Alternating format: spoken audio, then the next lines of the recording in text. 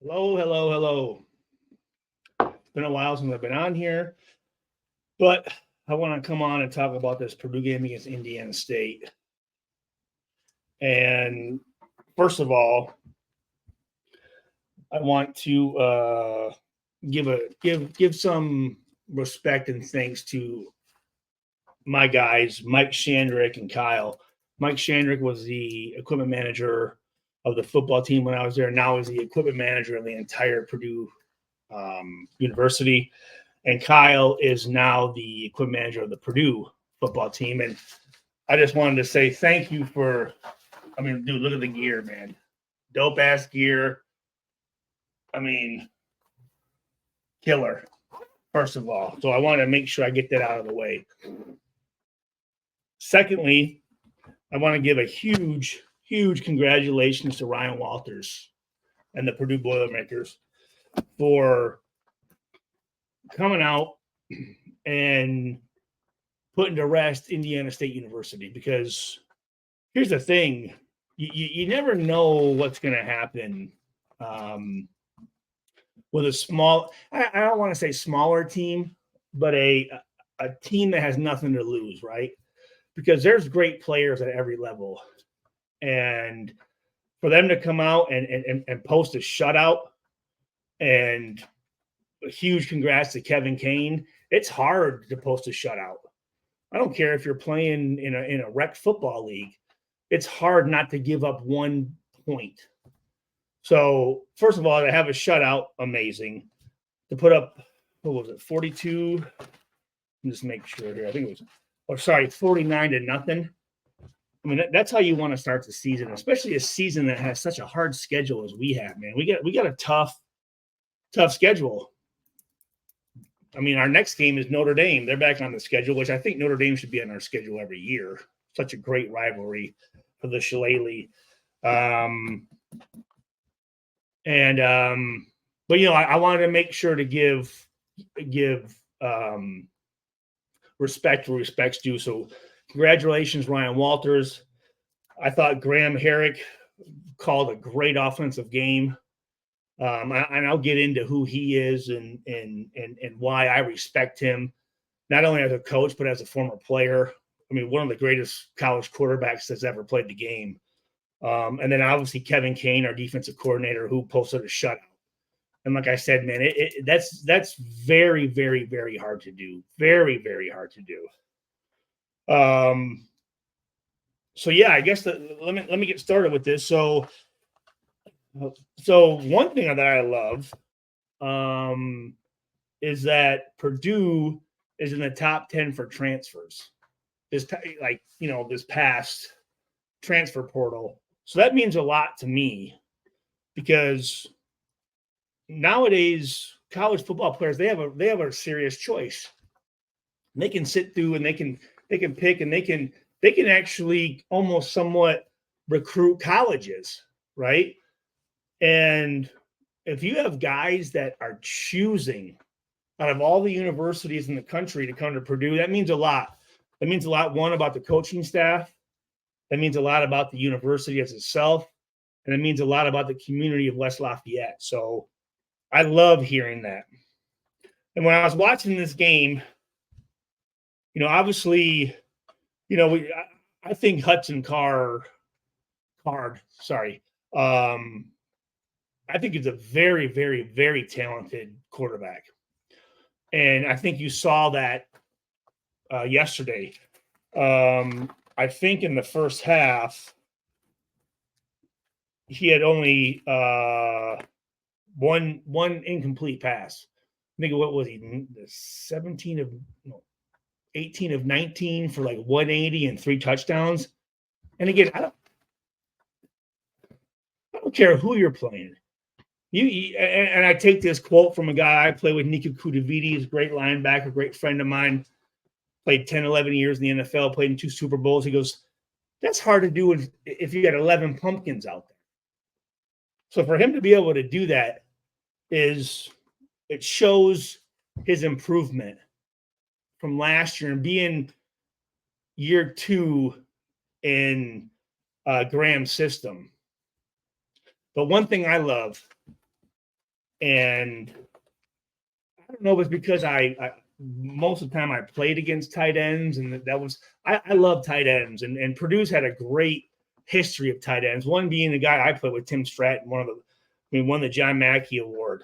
I mean, great tight end. Payne Durham, down with the Tampa Bay Buccaneers, a very close friend of mine. But I'm telling you this, man, Max Clare, he was hurt last year. That guy's a freaking stud, an absolute stud. An absolute stud. And every great quarterback has a great tight end. Tight ends come into play on third down and in the red zone. And I think we've got a really, really, really good one. And forgive me, I'm not sure what year Max Clare is. Maybe a sophomore, maybe. So he's got some years, but I'm excited about him. Obviously, Thieneman, one of the greatest safeties in college football at this point. And here's the thing that I don't think people realize about Thieneman is he's playing 22 to 25 yards deep. Okay. In between the hashes. And it's very similar to how I played with the Raiders with Al Davis. But yet he's making tackles for 4 or 5 yard gains. That's very hard to do. Very hard to do. On top of that, he's returning punts. I know this. There's no freaking way I'd want to return punts. Doing like this with 11 guys coming to take your freaking head off. So that just shows you what type of player he is, and I'm glad that we have him because I think we've got some really good. I mean, again, let me see here. I have a stat for transfers. Where's it at? Let me see here.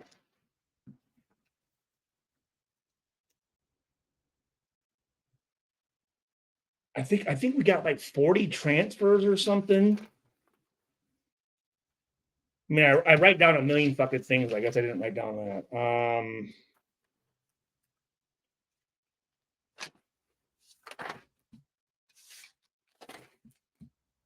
But the fact that we have guys wanting to come to Purdue, that's a testament to Ryan Walters and his coaching staff. Because, again, like I said, these guys can go wherever they want. They can go wherever they want. And the fact that they want to continue their career at Purdue means a lot to the university and the coaching staff. So I tell you, one guy, on top of, like I just talked about, our tight end, Max Clare, but a guy who I think is going to be really, really, really, really, really good for us, and a guy that I'm really glad that we picked up, Jamal Edrin, number 7, who we got from FAU, who was hurt last year, didn't play all of last season. His last season playing was in 2022 for FAU, Florida Atlantic University. And here's the thing. I love big physical guys, right? And I've always had this debate with one of my former teammates, a guy named Chris Clopton, who was a senior when I was a freshman at Purdue, a guy that I love. And he was a little guy. And here's the thing. I don't care how fast you are, how physical you are, how tough you are, how your technique, if you know the play. If a receiver can just do like this and outreach you, that's the guys I want. And when you talk about Edrin, he is 6'3", 215, big physical. I love big physical football players. I like guys that walk off the bus. You're going, oh, shit. It's going to be a tough one today. And he's one of those guys. So let's go here. And I love in the first quarter. Let me see if this is the first quarter. So we had last year, our red zone offense we struggled a little bit in our short yardage, 3rd and 1, 4th and 1s. We struggled. But on third and goal in the first quarter, great catch, great throw to Max Clare. And I was super happy about that. Oh, no, here it is. Yeah. 40 new players this season. 40. 1, 2, 3, 4. 40 new players. And I'll be honest with you. Last year when I heard, I think probably 40 guys left, I was a little concerned. I'm going, why are these guys leaving? But then this past summer, I thought about it and I go, well, you know what? I think those guys left because Ryan Walters made it very clear of what he expects out of players, and they weren't down with it. And here's the deal. When you're the head coach, you call the shots. And if you're not going to, what's the term? I can't think of it. Not get in line. You better get out. Anyways, if you're not down with that, gotta go. Bye. And that reminds me of Joe Tiller.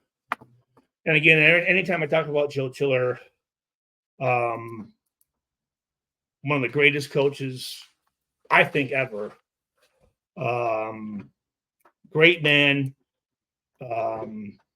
And if you weren't a part of what he was about, you got to go. So I'm thinking this. Ryan Walters told these guys, hey, here's what I expect. If you're not down with that, bye. So 40 guys leave, and you know what? Those 40 guys, we don't want you here. We don't want you here. And to have, again, to be in the top 10 for transfers, that means we're getting some guys. And from this game I saw, I was highly, highly impressed with guys I've never heard of, new guys. And again, I know we're playing Indiana State, but Indiana State football, they're a great football program. If I remember correctly, I remember last time we played them with oh God, the coach. Oh, forgive me, coach. And I liked him. He just had a shitty staff.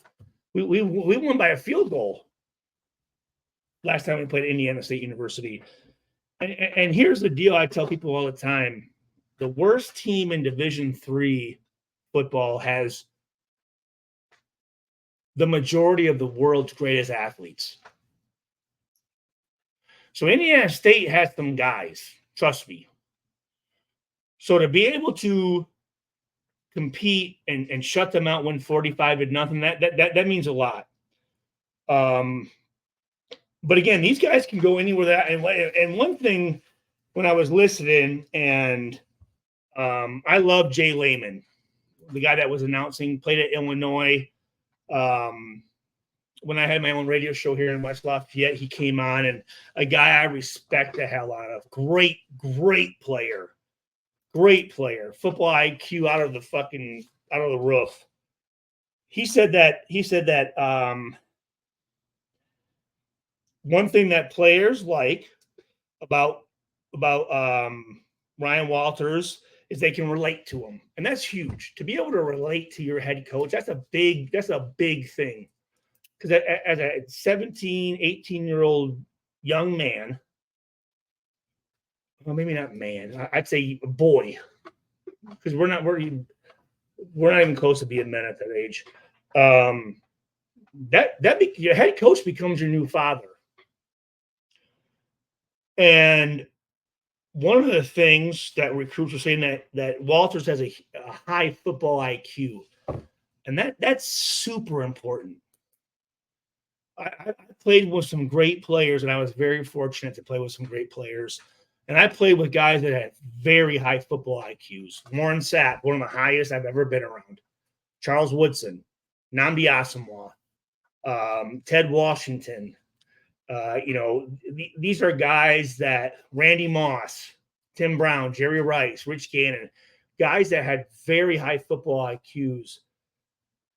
And that's how you make it, because everybody can run, everybody's tough, everyone's, it's the guys that know how to watch the game and learn and pre-snap read stuff. Rod Woodson, the greatest ever. Absolutely the greatest ever.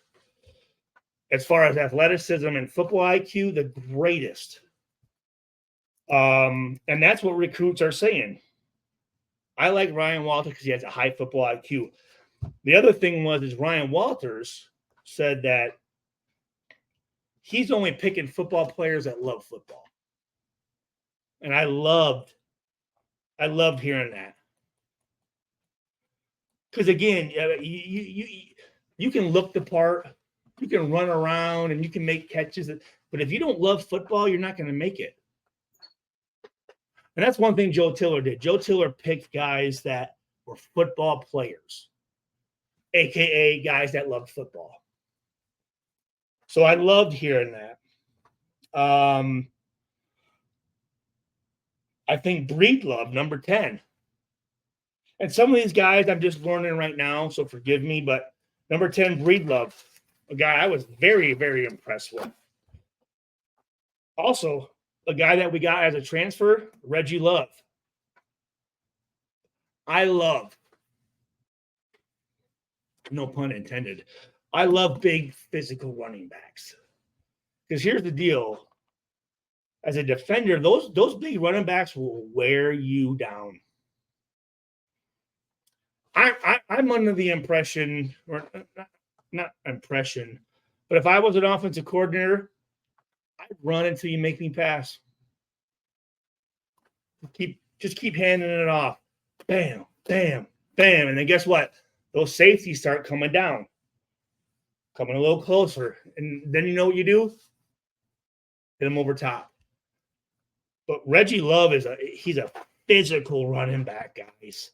And the thing I love about that is during the week when teams are watching film, because I've been there in those defensive meeting rooms, those linebackers and DBs are like, I gotta do some extra neck rolls, right? Get my neck right, because this is gonna be a physical game. Little guys that can juke and stuff, big deal. But if there's a guy that can physically dominate you on national TV, that's embarrassing. That should keep you up at night. Like going, I hope he doesn't do that to me. I mean, when I was in the NFL, guys like T.J. Duckett, Ronnie Brown, not Reggie Williams. Reggie Williams was a beast, out of Washington. Ricky Williams. God, who were some of the tough running backs? Steven Jackson. These are guys that they'll embarrass you. And that's just something else you have to think about. So I love the fact that we have Reggie Love, and he played great today. He played great. Another guy that I thought played really good was, and forgive me if I say these names wrong, Gibbs, number 13. And I love the fact that one thing I really loved about Graham's plays today was their quick hitters. Just get it out and let the athleticism of those players make the moves, right? Get the ball in their hands as fast as they can. The plays aren't beating the defense. Get the ball into those guys' hands and let them outrun these dudes. And I thought Gibbs, number 13, sophomore out of Indy Cathedral, I thought he played really, really well, really well. Really well. And then there you go at 5:39 in the first quarter, touchdown to like I told you, the guy that I really like, number 7. And forgive me, Edrin.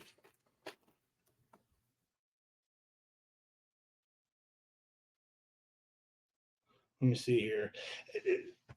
Number 82, the tight end, fumbling it. You gotta have ball security, man. It happens. I get it, but you can't let that happen. I thought Kendrick Breedlove has great vision. And that's one of the things I think that people, they think, and I remember this, hey, when I would talk to people, hey, Stu, what made you a great football player? And they're probably thinking, size, how fast I was, tough I was, strong I was. No, it was vision. Vision, I mean,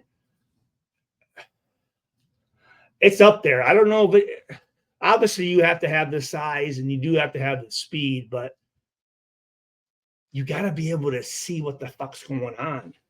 And I thought that Gibbs or forgive me, Breedlove, I thought he had good vision. And I put here Max Clare stud.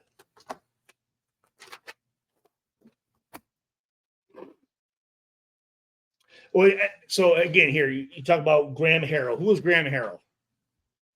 Well, this guy, our offensive coordinator, he's got 8 NCAA passing records. The entire NCAA of football, he's got 8 of them. 1, 2, 3, 4, 5, 6, 7, 8. That's a lot. This dude threw when he was at Texas Tech for 15,793 career passing yards. Hold on. What?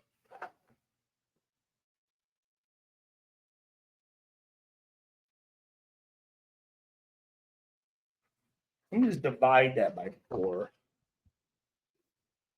15,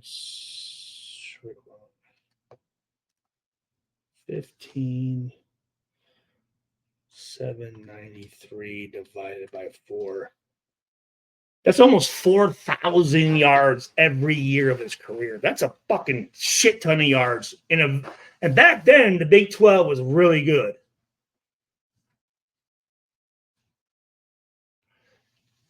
Here's the other thing. Those career passing yards, 4th most in NCAA history.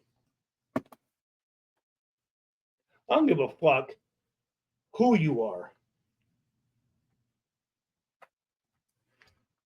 If you're able to say there's only 3 people in college football that's thrown for more yards than me, that's a bad motherfucker. I'm glad he's our offensive coordinator because as a quarterback, forget that. As an athlete, if I'm going to university, I want to know who the fuck is coaching me. And if there's just some fucking guy that, I know what I'm saying, like, well, do you? But with him going, I am 4th all time for passing yards in a very good Big 12 conference. Do you want to know how I did it? Come here. Come here to Purdue. That's huge. That's that right there is the greatest recruiting ploy. Not I don't want to say ploy. Greatest recruiting line you can have. So I love it. So that's who Graham Harrell is.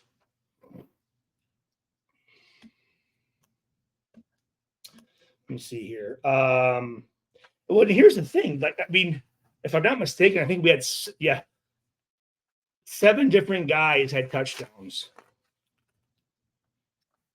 13:28 in the second quarter, 8-yard line. Jared Tibbs, number 13. Great call, quick pass.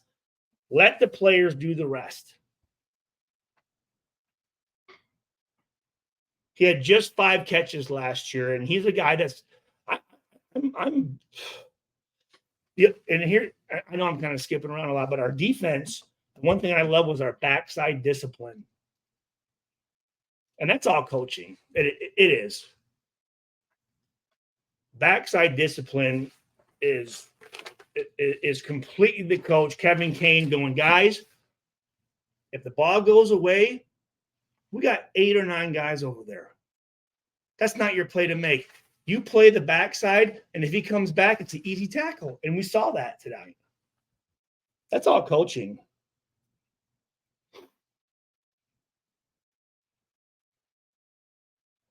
Number 19, I have Sandro's great play on third down. I'm trying to remember what play that was. Can't remember. But the thing I love is you had different guys making plays all day on defense and offense. I loved in the second quarter with 11:39 the draw on, I think, 1st and 10 to Maccabee. And he ran that thing for about 30, 40 yards. Great play call. Great play call. Great protection on that same series, that 10:31 touchdown pass to Armand Branch, wide open.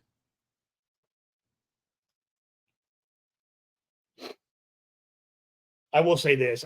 I didn't agree. I mean, I thought the referees were trying to fuck us a little bit. I thought they were. But and even though if they were penalties, they were good penalties because they were aggressive penalties. There were guys just trying to play hard. And coaches can take that all day long. But at 8:16, number 17, the personal foul on the quarterback, complete bullshit. Complete fucking bullshit. Don't even look at. If you look at the bottom, bullshit. Fucking bullshit.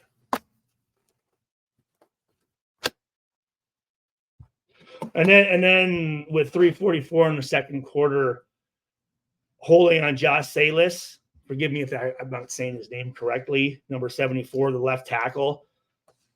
It wasn't holding. He just took the guy and slammed him. That's not holding. So again, here you go. So that's the end of the first half. Passing yards, ISU 12. Rushing yards, ISU 86. First downs, 8. Third down conversions, 1 of 6. And as a defensive coach, you judge your defense by third downs. That's what you want. Turnovers, ISU had 0. Penalties, 1 for 6. I find that bullshit. I do.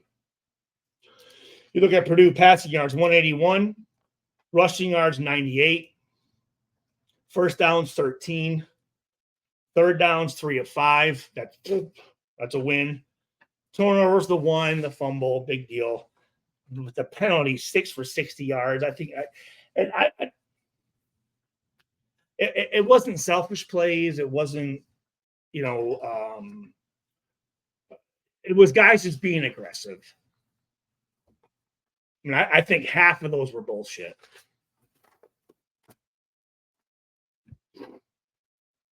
Oh, and then I said I did say this. So Hudson and Card, 17 of 18, 180 for 3 tugs. I mean, I don't think you can play any better than that.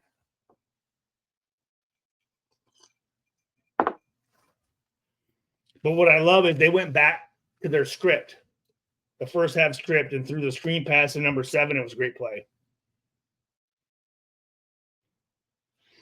4th and 1 with 10:43 in the third quarter. Great play to Reggie Love, touchdown. Love it. Then I have here 7:09, 2nd and 4. And it was a late call, too. Holding on number 7. Bullshit. I thought that was bullshit. Oh, and then with 6:22 to go in the third, 1st and 10, Leland Smith, great catch, great throw by Card, 40 yards. I think it was 40 yards around there, 35, 40 yards. Great play. Just a nice little, again, they're calling plays that they're letting the players make the play. You throw it up there, let that kid go out there and make a play, and guess what he did? I think Jenkins is a very good player. He played rush end. Now he's playing middle linebacker. I think that's a good call. Reminds me a lot of Aiken Ayadel. who I played with for 2 years. Great player. Was a defensive end, moved him to linebacker, made a lot of plays. He reminds me of Aiken.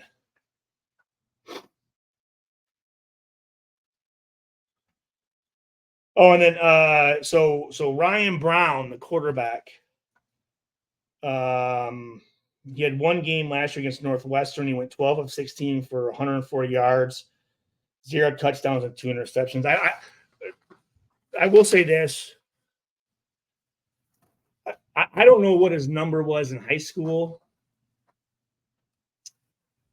but if you're a quarterback and you're going to come in and wear number 15,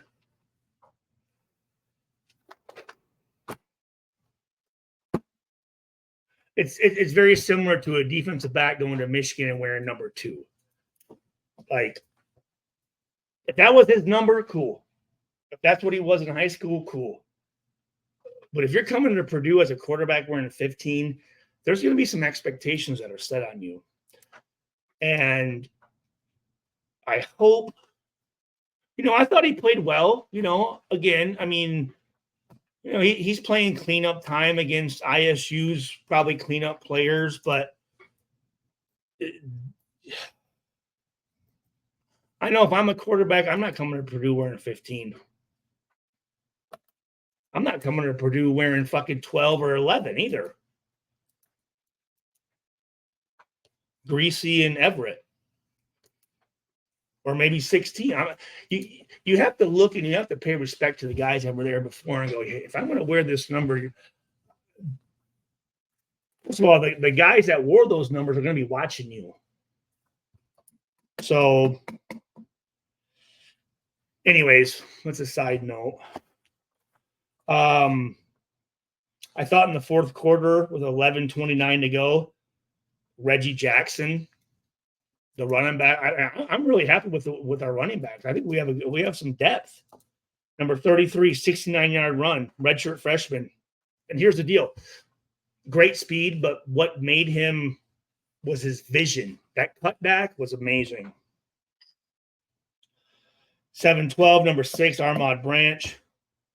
2 minutes to go, number 3, Merriweather. Nice, tough. That's another running back. And obviously, number 3, one of my close friends, great teammate, Montrell Lowe. And Montrell would have loved that touchdown. I'm sure he did. I'm sure he watched it. But tough, ran a guy over. That's you want to put that stuff on film. You want to. You want that team to go, you know what? We might beat these guys, but it's going to be a fucking tough physical game. And that tests your manhood. It does. And every player that I saw tonight, when I watched it, yesterday, I thought they played tough, man. I like their attitude. Yeah, we had some penalties, but it wasn't stupid penalties. I thought guys played together. We were organized. And again, 49-0. Indiana State's a good fucking team. They're a good team with good coaching. That coach has been there, I think, 6 or 8 years. Good coach. Good players. It's not easy to do, to shut somebody out and to score that many points. So I remember my freshman year when we won the Big Ten, and Breeze was our quarterback. We opened up the season against Central Michigan. I think we won 48-0. And we had a tough schedule that year. Just like we got a tough schedule this year. Very tough schedule. But watching tonight's game, I'm excited. I'm very excited. 7 touchdowns from 7 different players. As a defender, that's tough, right? If we had one guy scoring 4, another guy scoring 3, that's easy as a defense to game plan against those guys. But when you have 7 touchdowns from 7 different players, who the fuck do you guard? Who do you scout? Who do you look out for? That's tough because you're going, well, I know he can score. And I know he can score. And I know the running back can score. I know the tight end can score. I know the quarterback can run and score. So you can't overplay anywhere. That's tough defensively. And I'm speaking from a safety and a defensive back. That's tough. You can't really overcommit to anybody because if you do, the other guy's going to run the other way and score. So I hope you guys are excited as I am. I am so excited for this Notre Dame game. I'm so glad they're back on the schedule, the Shillelagh. My senior year, I think, was the last year we won the Shillelagh against Notre Dame, the Cannon against Illinois, and the Old Oka Buck against Indiana. And we have a chance to do that this year because all three of those teams are on the schedule, and I think we can beat all three of those teams. Ross, here's the thing: when I got to the NFL and started meeting players I played against, they said they hated playing at Ross Aid. It's a tough place to win. It's a very tough place to win, and that's a credit to the fans. It's a tough place to fucking win, and I loved hearing that. I loved it. I didn't go to this game. I had family. I got 4 kids, but hold on. What time is the game? Let me see here. Let's see, Purdue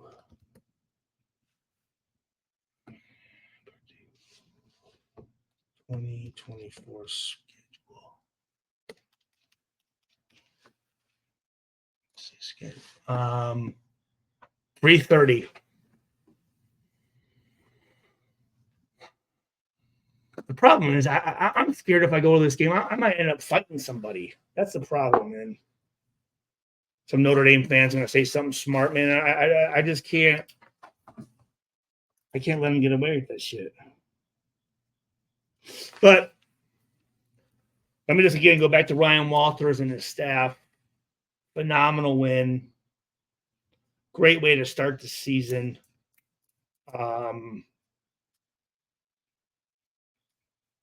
Is this any indication of how we're going to do? Somewhat. I mean, winning 49-0 is a pretty good. I mean, that's pretty good.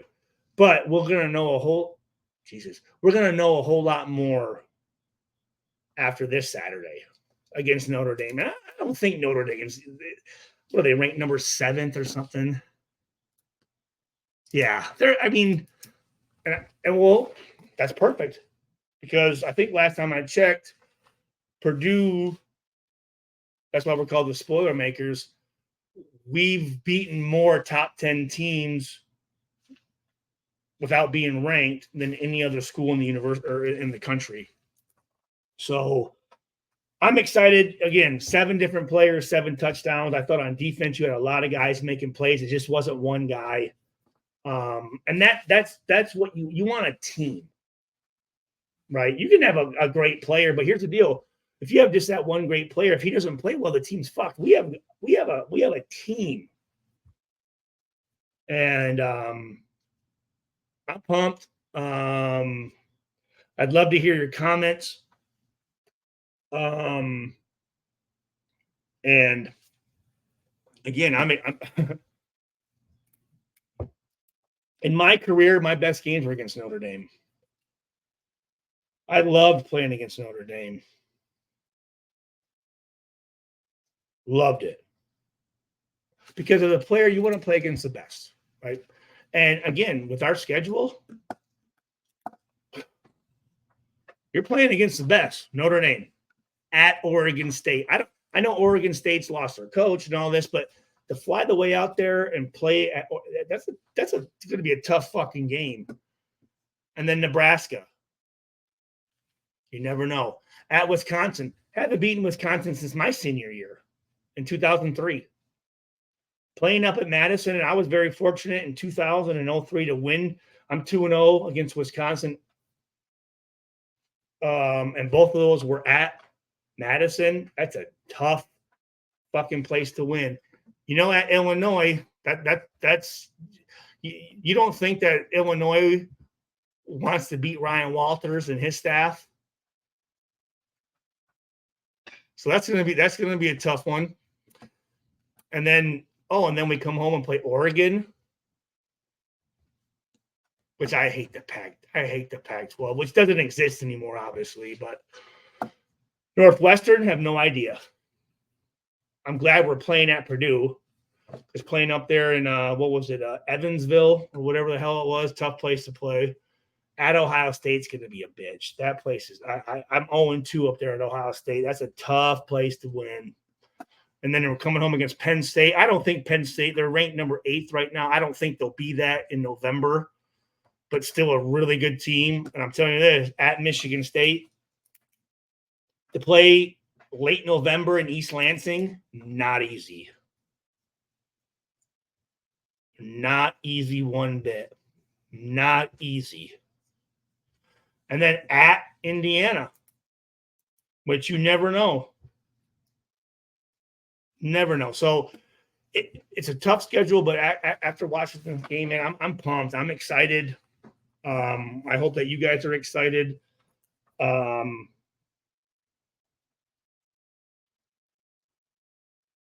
going to be I got to go to this game on Saturday. I have to.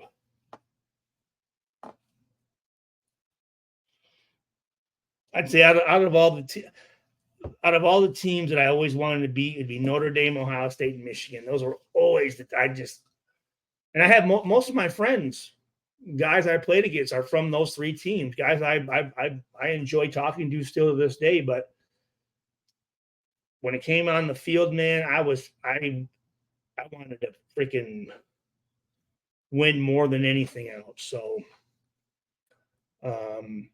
again, hopefully I made some sense. Love you guys. Boiler up and let's beat the fuck out of Notre Dame. Screw him. And that little leprechaun, fuck him. I'm just glad that touchdown Jesus isn't behind the fucking. No, you're at Purdue. You're in West Lafayette, motherfucker. Jesus doesn't come over here. Love you guys. Boiler up.